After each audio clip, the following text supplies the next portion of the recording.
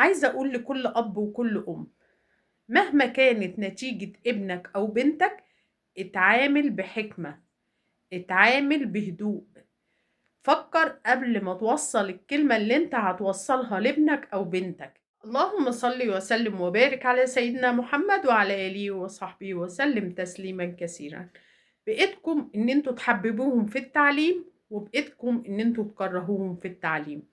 طبعا كلنا خلصنا امتحانات نصف العام. عايزة أقول لكل أب وكل أم، بلاش إن أنت تتعامل مع ابنك بالطريقة ديت لما يجيب لك النتيجة بتاعت نصف العام، أو أنت لما تجيب النتيجة بتاعت نصف العام. بلاش إن أنت تتعامل بعصبية، بلاش إن أنت تحسس ابنك أو بنتك بالفشل، بلاش إن أنت تقولي له أنت عيل غبي، أنت عيل متخلف، أنت ما بتفهمش حاجة، شفت درجاتك زي الزفت إزاي، شفت زمايلك جايبين درجات أعلى منك إزاي. بلاش الطريقة ديت. نعمل إيه؟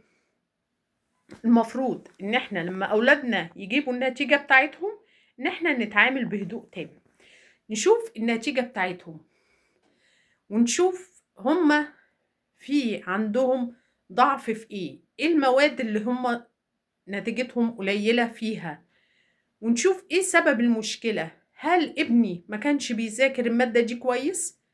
هل المدرس اللي أنا بديله عنده ما بيشرحلوش بطريقة كويسة؟ تشوفي التقصير فين وتبدأي إن انت تشتغلي عليه وتعالجيه. وانت كأب ساعد ابنك أو بنتك، شوف ايه الحاجة المادة الصعبة معاهم وابدأوا ساعدوهم واشتغلوا معاهم عليها، هتختلف معاهم كتير. قول له أنا عارف، قول له أنا عارف يا حبيبي إن أنت شاطر وذكي وكويس، بس أنا عارف إن النتيجة ديت يعني مش نتيجتك. أنت كنت مفروض إن أنت ذاكرت شوية كمان، كنت هتجيب نتيجة أحسن من ديت بكتير. حتى لو ابنك دوت أنت عارف إن هو غبي وعارف إن هو فاشل، بلاش تقول الكلام دوت قدامه، بلاش تحسسه دايما بالفشل، بلاش تحسسه دايما إن هو غبي. دايما ساعده وقول له لا، أنا عارف إن أنت ذكي، أنا عارف إن أنت تقدر، أنا عارف إن أنت ممكن إن أنت تذاكر كويس، وممكن إن أنت تنجح وتجيب درجات أعلى من كده لو أنت اجتهدت شوية على نفسك. عارف أنت بالكلمتين اللي أنت هتقولهم لابنك أو بنتك دولت، أنت هتخلي معنوياتهم تبقى في السماء، هتخليهم يبقوا عايزين لما يبدأ الترم اللي جاي يشتغلوا على نفسهم بشكل أحسن. وهتلاقيه بيقول لك يا بابا أنا الترم الجاي إن شاء الله هذاكر كويس وهجيب لك درجات أحسن من ديت. لو أنتم كأب وأم اتعاملتوا مع أولادكم بطريقة اللي هي هزقتوهم وزعقت لهم وحسستوهم بالنقص في الدرجات وحسستوهم بالفشل، هتحبطوهم. لما تحبطوهم هو هيجي من نفسه، هيقرر بينه وبين نفسه ان هو الترم الجاي مش هيبذل مجهود، وهيقول خلاص كده كده بيزعقولي وكده كده بيضربوني وكده كده بيهزقوني. لا، انت حاول تغير الاسلوب والطريقة للأحسن.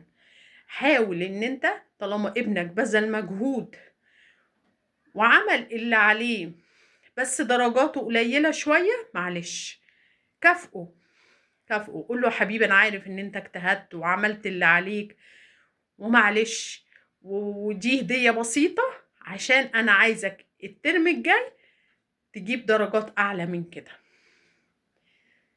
ابدأ اشتغل على النقص اللي موجود، لكن ما تعبش في ابنك مهما كان، وما تحسسهوش بالفشل ولا بالغباء. وبكده هتكسب ابنك او بنتك وتحفزهم ان هم يبدأوا الترم التاني وهم في نشاط. ويا رب اكون فدتكم.